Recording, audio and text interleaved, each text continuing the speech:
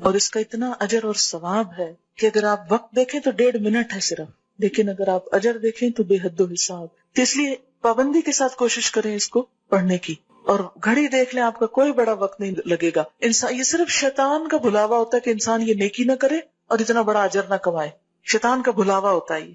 لہٰذا وہ کہتا ہے وہ دیکھو وہ کام، وہ دیکھو وہ کام، وہ بھی ہے وہ بھی ہے، وہ چھوڑو پھر کر لینا، چلتے پھرتے کر لو، اٹھو اٹھو یہاں سے.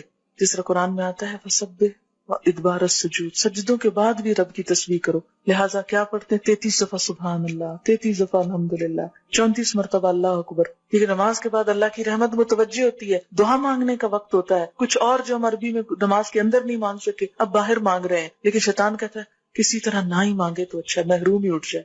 اس لیے آپ دیکھیں گے کہ وہ وقت بڑا تلخ اور سخت ہوتا ہے اور اکثر لوگ ورغلا لیے جاتے ہیں. 1.5 منٹ کے اندر آپ اتنا بڑا اجر کماتے ہیں، گویا آپ نے ڈھیروں مال صدقہ کر دیے جو ویسے ممکن نہیں. اتنا اجر ہے کہ ایک دفعہ نبی صلی اللہ علیہ وسلم کے پاس کچھ لوگ آئے، وہ پوچھنے لگے اے اللہ کے رسول صلی اللہ علیہ وسلم، ہمارے کچھ دوست ہیں جو بڑے امیر ہیں، وہ صدقہ کرتے ہیں ثواب پا لیتے ہیں، ہمارے پاس ہم غریب لوگ ہیں، ہمیں بھی کچھ بتائیں کہ ہم ان کا ثواب پا لیں. تو آپ نے فرمایا کہ تم ہر نماز کے بعد 33 دفعہ سبحان اللہ الحمدللہ اللہ اکبر پڑھو تو تم کیا کرو گے؟ ان کے برابر ہو جاؤ گے. بڑے بڑے صدقہ جہاد اور کیا کچھ کرنے والوں ان کو بھی پتہ چل گیا. پھر وہ آگے یا رسول اللہ صلی اللہ علیہ وسلم، وہ بھی یہ کرنے لگے، پھر وہ آگے نکل گئے. تو آپ نے فرمایا یہ اللہ کا فضل ہے جسے چاہے دے.